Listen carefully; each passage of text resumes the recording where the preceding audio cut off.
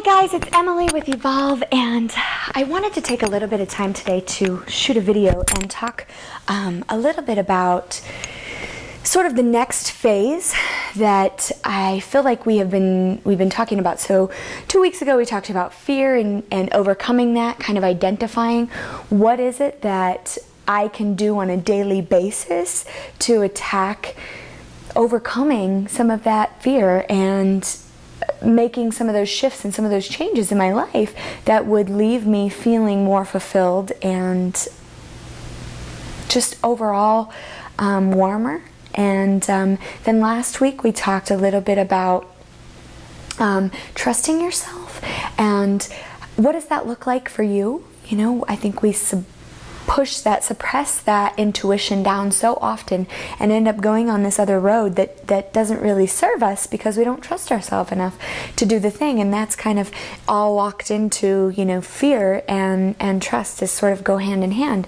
So the next phase of that I feel like is super important for us to focus on is our environment. And does our environment support the change that we want to make? And I feel like the weight loss journey that I went on and that I'm still currently on has a lot to do with, there's a lot of similarities that I take away from that journey and how I was able to shift that part of my life and continue to shift that part of my life, and how I use that to inspire and motivate myself to make other shifts and changes in my life in the other parts of my life.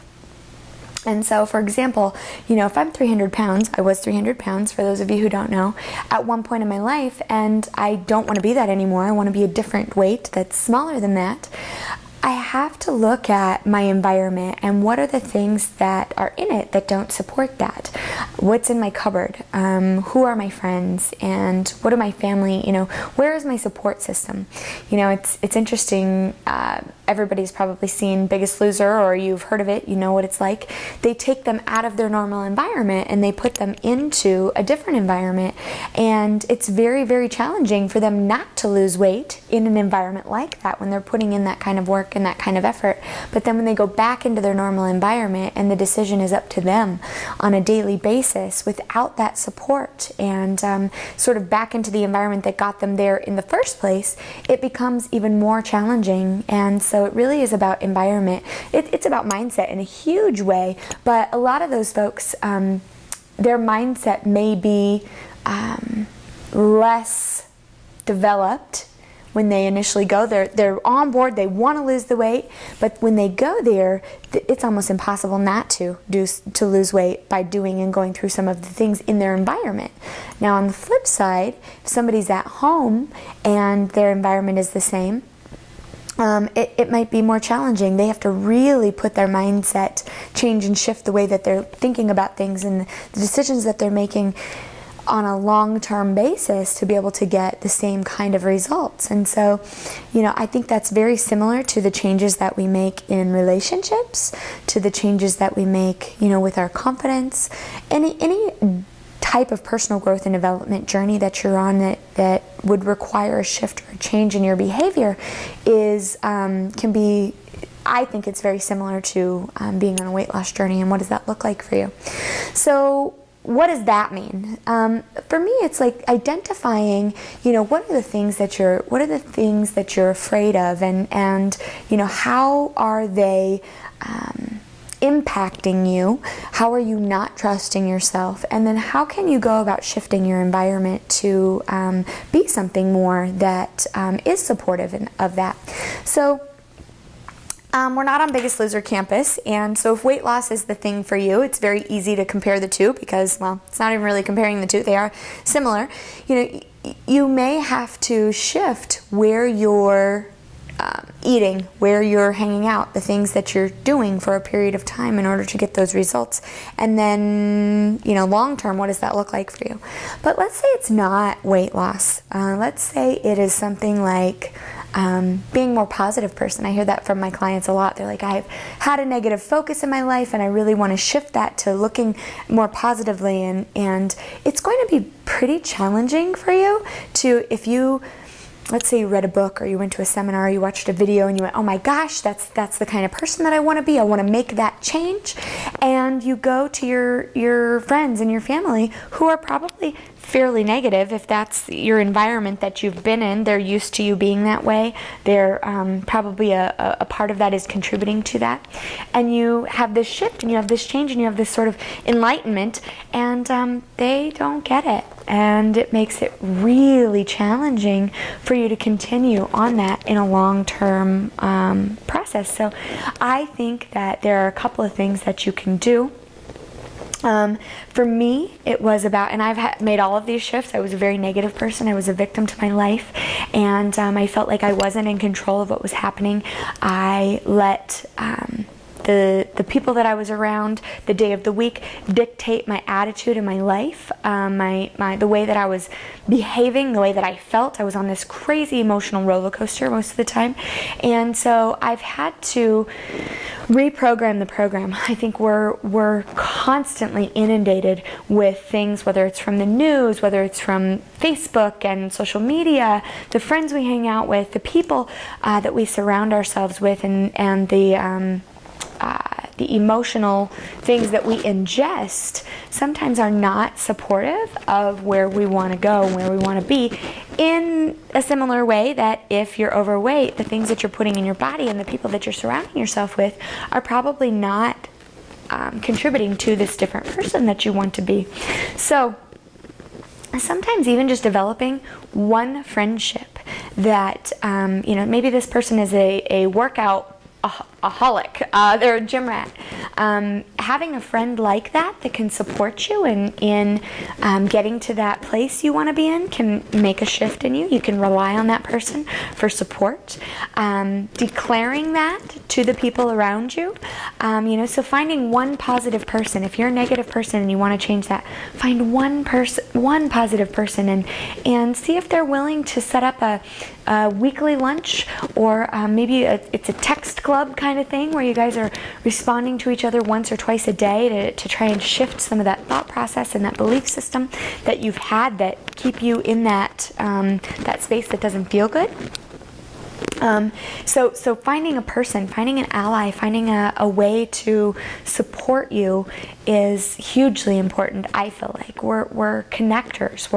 Even if you're more of a person who tends to be isolated or not somebody who's outgoing and kind of a type A personality, it's still important for you to have support. It's still important for the people that you're hanging around with to be in alignment with the change that you want to make, or it's going to make it that much more challenging for you. Not that it can't be done. It can. It totally can be done.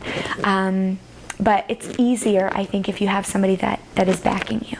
The second thing that I would say has really been helpful for me is to reprogram that program. So having that support system, but then sort of putting new things ingesting new things on a daily basis that will help support that frame of mind that I want to have. It's really hard to let those other thoughts take over if I'm constantly putting new stuff in there that makes sense. So what does that mean? It means finding things to listen to while I'm in my car, so that I'm, instead of listening to the music or the radio, that kind of thing, I'm listening to things that help me shift my belief system and my thought process. Listening to other people who have went from where I was to where I want to be and what that journey looked like for them, so that I feel inspired and motivated to be able to do that. It looks like, reading books. If you're not a reader, there's lots of audio programs. There's lots of videos out there. You don't have to necessarily be a reader, but I love to read, and so I'm constantly picking up things that I feel like will support who that person is that I want to be. And I also know that it's not really, I used to think it was a checklist, like, okay, I'm going to do this, this, and this, and then I'm going to be that person. But what I've really come to understand, especially in the last 3 to 5 years, is that it's not a checklist. It really is more of a journey. It's more of a path. It's more of another layer. I always say there's always another level. No matter where you are, there's always another level. I love the story about a a millionaire, you know, who thinks he's doing pretty good until he walks into a room full of billionaires.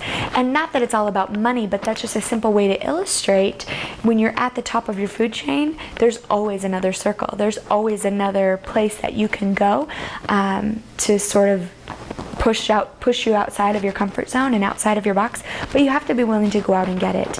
No amount of push-ups that I do are going to do your muscles any good. That's something that Steve Beck, one of my mentors and my teachers, taught me, and now it's something that I share with my clients as well. Is, you know, go to the gym. The personal trainer works out every single day, but the amount of effort and work that that person puts in is not doing me any bit of good. So I've got to be able to do my own work and be willing to do those things, taking those steps and really pushing myself through that fear, trusting myself that I can do it, and then changing that environment and being able to cope. So finding a support person that can help you, finding, even if it's online, maybe you don't have to know this person, maybe it's somebody, I Skype with somebody on a pretty regular basis that is a great support person for me. So finding a support person, you know, reprogramming the program with audio, video, books, so that you're not getting that constant negative influence or that, you know, the things that you're ingesting. Those are probably two main steps that you can take to your environment that will help you begin to shift toward that change that you want to make. So take a look at your environment, take a look at your cupboards, and by cupboards I mean, yes, if it's weight loss for you, take a look at what's inside your cupboard and replace it with the things that are good for you. But also know that even if you replace it with the things that are good for you, you can still have a trigger and eat too much of that good thing and be in the same exact place that you were before. So it's really looking at, you know, not only the physical things that you put into your body that got you to that place, but the emotional things that caused you to do that in the first place.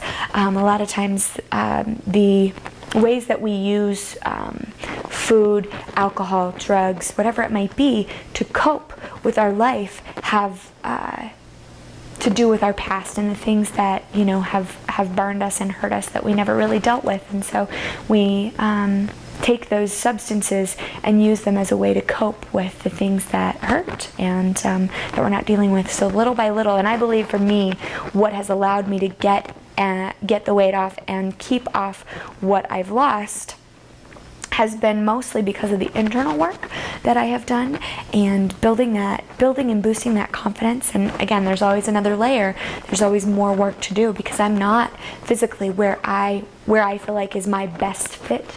So I still have to work through some of those things, and I'm constantly pushing and challenging myself to do that. And so I would encourage and challenge you to take a look at your environment, take a look at the people that you're with, and are they supporting you in a positive way, and or are they enabling you if you fall off the wagon? Are they the ones that are saying it's okay, it's okay, it's okay?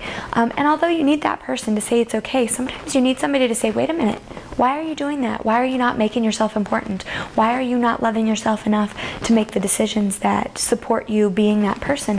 What are you afraid of? And why are you not trusting yourself enough? And then how can you change your environment? So hopefully you guys took something away from this today that you can implement and look at in your own life. I would love to hear some of your own stories, whether it's weight loss or another emotional journey that you've had. What are the things that you have done? How have you set up your environment to support you in the goals that you want to achieve and accomplish? And what does that look like for you? And how are you, or if you're on that journey now, what are you doing? Do you need more support? And where are you finding that at? So I hope that you have a wonderful week and a great weekend. If there's something that I can do to support you in helping you change your environment, I would love to be able to do that. Connect with me on Facebook, Twitter, Instagram, Pinterest, and let's go to the next level. So cheers to the next evolution in your personal growth and development. Have a wonderful day.